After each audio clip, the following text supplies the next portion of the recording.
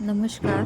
आज मी करणार आहेत रव्याची टोस्ट, जे की आपण घरच्या घरी आणि घरच्या साहित्याने तयार करणार आहोत. तर यासाठी मी घेतलेला आहे 1 कप रवा. एका मिक्सरच्या भांड्यामध्ये 1 कप रवा टाकला आहे. 1/4 कप साखर ॲड करू आपण आणि 4 इलायची.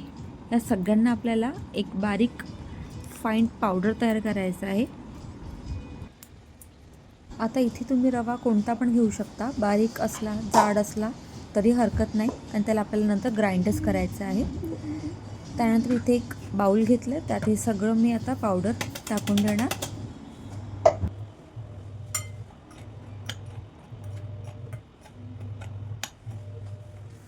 आता आपण इथे 1 कप दूध टाकणार.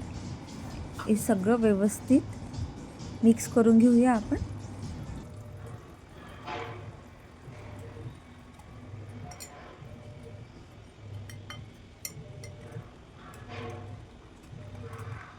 आता या मिश्रणाला आपण कमीत कमी अर्धा तास रेस्ट करायला ठेवूया. अर्धा तासानंतर रवा बघा व्यवस्थित सोक झालेला आहे आणि असं फुगून गेलेलं आहे. आता आपण याच्यामध्ये टाकूया 1/4 कप तेल.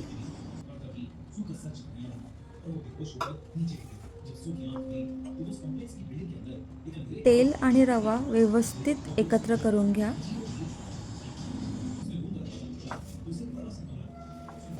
आता इथे 2 चमचे मी टाकणार आहे दूध पावडर.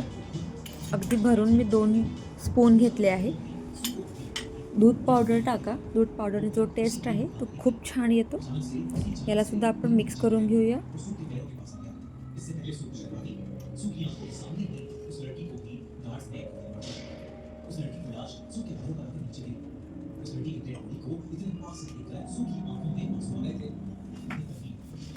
आता अगदी थोडंसं पिंच ऑफ या अगदी थोडंसं मीठ टाकूया.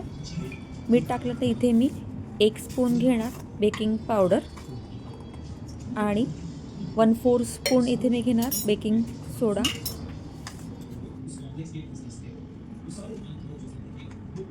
तर बेकिंग सोडा टाकल्यावर याला आपल्याला मिक्स करायचं आहे. खूप हलक्या हाताने, जास्त मिक्स करू नका, फक्त एकत्र सगळं मिक्स झालं पाहिजे बस.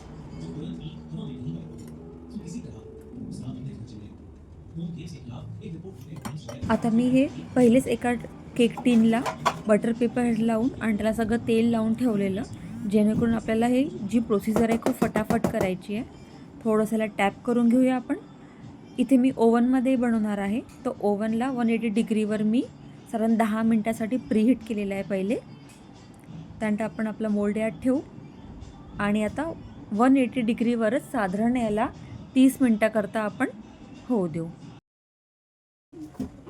इथे 30 मिनटं झाले आहे. तर एकदा सगळ्यात पहिले आपण चेक करून घेऊया की आपला केक झाला आहे का रेडी. जर का तुमचा केक रेडी नाही झाला तर तुम्ही परत त्याला 10 मिनटासाठी ओव्हनमध्ये ठेवा आणि परत एकदा त्याला करून घ्या. आता इथे केक पूर्णतः थंड होऊ द्या. थंड झाल्यानंतर आपण त्याला कापून घेऊया.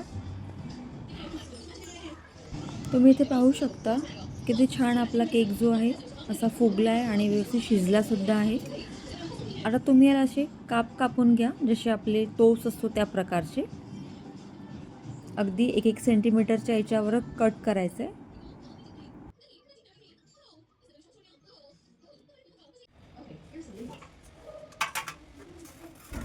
तुम्हाला आता इथे मी ओव्हनमध्ये आणि कढईमध्ये दोन्हीमध्ये बेक करून सांगते. इथे कढईला मी 10 मिनटासाठी प्रीहीट करून ठेवलेलं पहिलेच. आता लगेच याच्यामध्ये आपला जो एका प्लेट घेतली साधी स्टीलची, त्यात वाचलेले आपले केक ठेवला आणि याला 15 ते 20 मिनटासाठी बेक होऊ देऊ. इथे ओव्हन करता पण टेस्ट केलं आहे मी.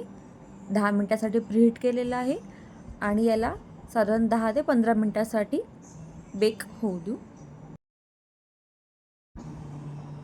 आता इथे 10 मिनटं झाले.